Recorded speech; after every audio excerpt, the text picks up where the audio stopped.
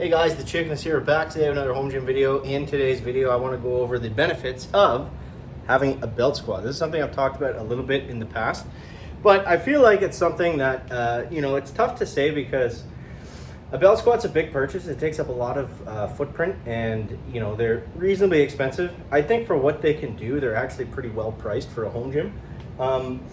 But for me, going into deciding whether or not I was going to buy one, I remember searching a lot. It's like, okay, what can you do with these? Like, what if, simply belt squatting doesn't work for me? Is there any other use I can get out of this machine?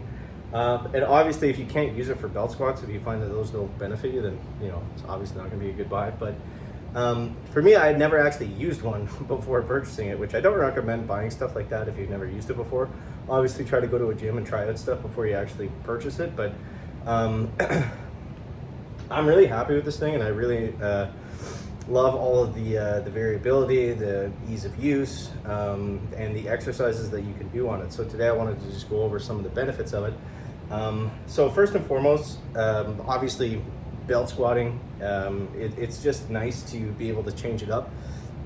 Or if you have an injury that you're trying to work around, it's nice to have that secondary option of squatting without having pressure on your shoulder and without having pressure on your lower back.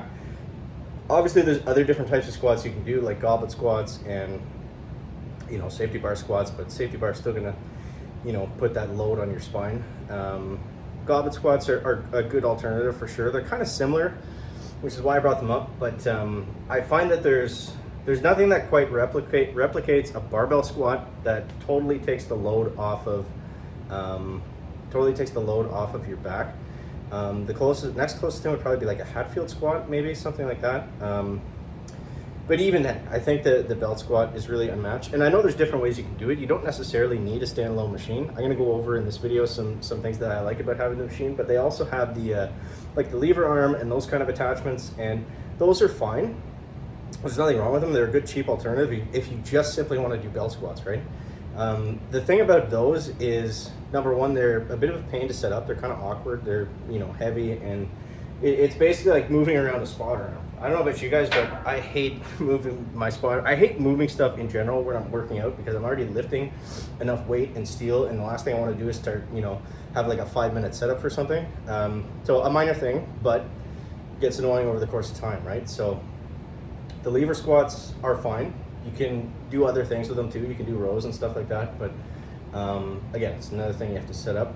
One of the big things that I love about this machine is that I'm able to simply just jump onto it and just get moving. So sorry, it's a bit messy, but so the first thing is, like I was saying, it's a nice alternative to back squats if you have an injury, or if you just want to change it up, or if you want to really focus in on your quads. I find it's a great. What's cool with the belt squat is you can focus on your quads and you can focus on your hips and your glutes as well. A lot of people will say it's primarily like a hip thing, but it just depends on how you squat, right? You can change up your form, you can stand on a plate.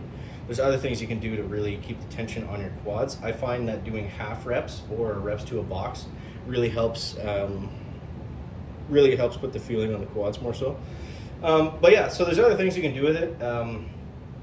Right now I was just finishing up my workout and I can do calf raises on this super easily. Just simply stand on it, hook it in, and away you go.